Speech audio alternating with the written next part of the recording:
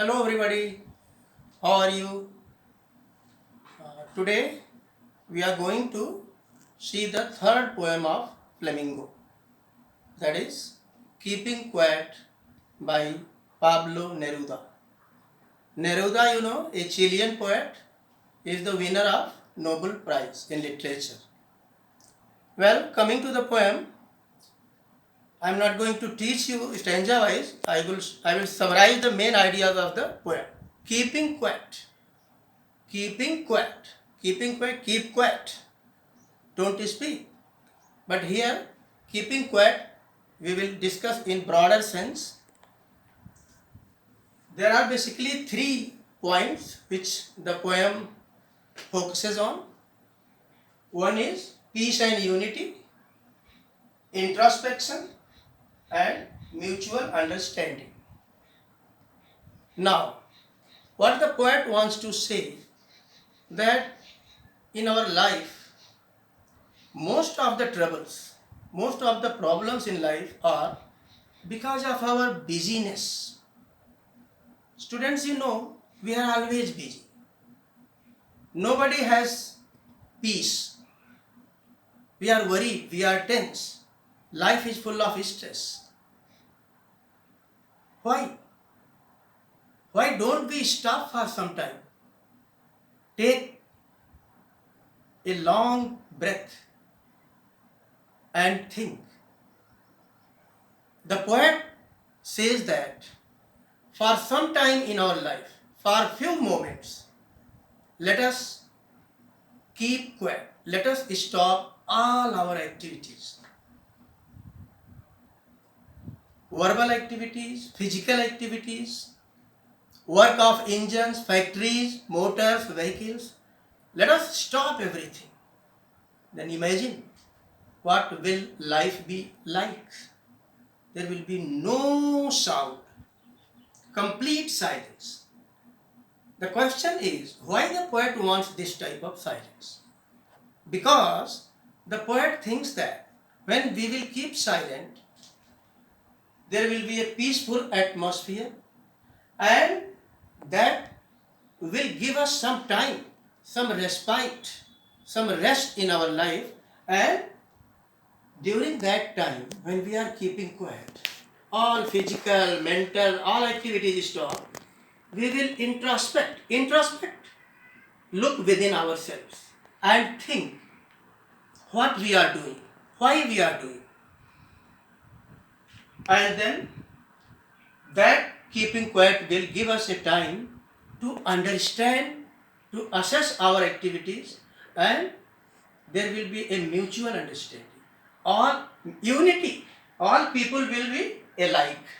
Everybody will keep quiet. Not like I am teaching, you are listening, somebody is singing, somebody is playing. No, all activities will, and all people will look alike. Quickly, the poet says, let us not speak in any language. Here by language means verbal language and language of action. Then let us not move our arms. Here arms has 2 meanings. There is a pun. Arms is, that is movement of our hands and limbs when we do the things, do the work.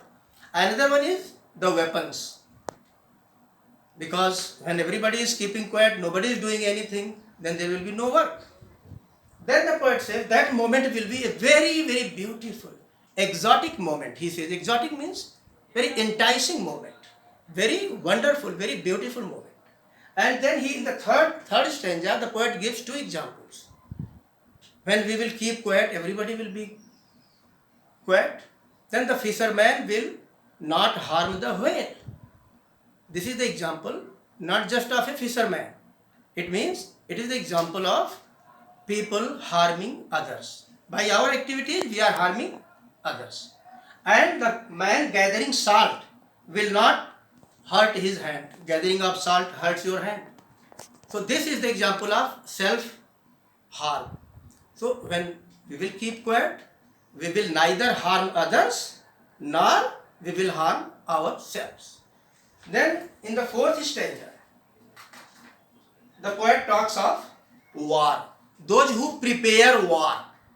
Now let us think. Let us see what is the war. War, here all kinds of war. Industrial war. This is a war on nature. Pollution. Green war. Green war means we are destroying our greenery, our environment. Then he says war with gas, emission of gas from industries, from vehicles. War with fire, the real war weapons, bombs. Then what will people do? The warmongers. Warmongers means those who promote war. They will also keep quiet. Then what will they do? Then the poet says they will put on clean clothes and they will walk together. This is the example of unity. Example of unity. Those who are busy in war, they will stop it. They will put on clean cloth. Clean cloth, white cloth is the symbol of peace. And walk hand in hand like brothers. So, mutual understanding. Feeling of brotherhood.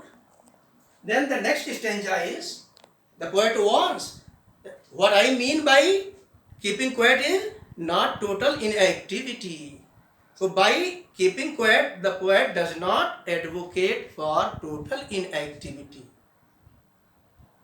Then the question is, on one hand he asks us to keep quiet, but on the other hand he says no total inactivity. The poet says total inactivity means death, and the poet does not has any compromise with death.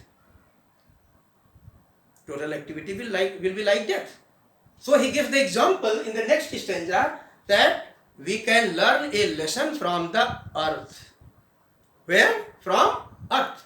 Earth is the best example to show that the life goes on under apparent stillness.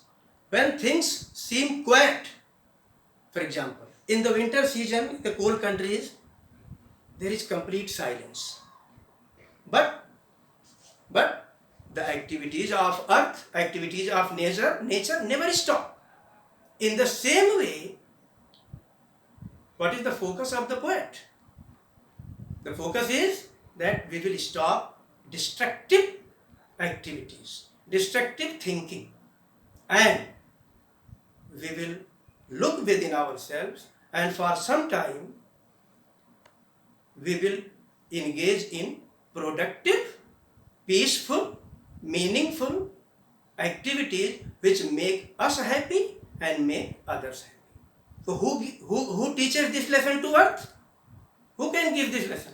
Earth. Earth is the best example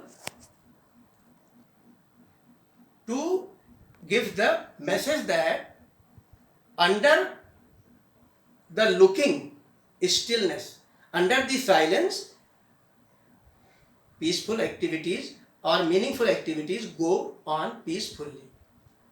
So earth is the best example to teach us this lesson. So by keeping quiet, we will think positive.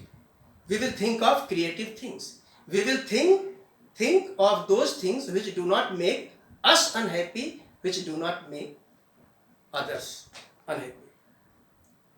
Students, the main message is that in spite of focusing on material benefits, earning money, having buildings and this and that, keeping always busy, in place of material benefit, we should think on spiritual values.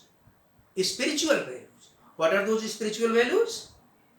Peace, unity, happiness, brotherhood. We are all one. We are all human beings. And why human beings? We have to promote the concept of coexistence in this nature by all the things which are in the nature. Living, unliving, non-living. So, with these few words, I insist on you to read the poem stanza-wise, and we will discuss it in the next class. Thank you. One more thing I would like to tell you. He says we will count up to 12. Sometimes students ask us the question, sir, why up to 12, why not to? Generally हम कहते हैं कि we will count up to 3, we will count up to 10, why up to 12? So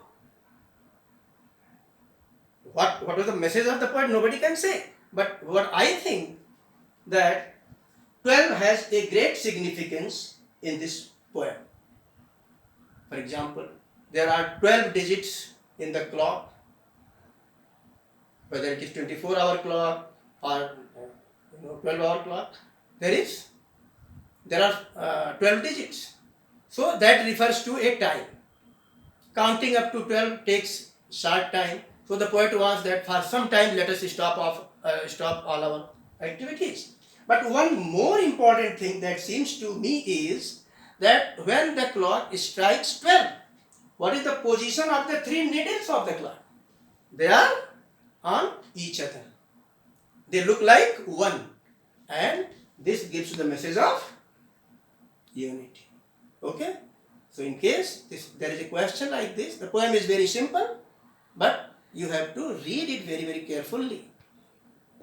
This is the significance of 12. So thank you, read it, and we will take it stanza-wise. Wherever you have any problem, in our next class, we will discuss it. Thank you.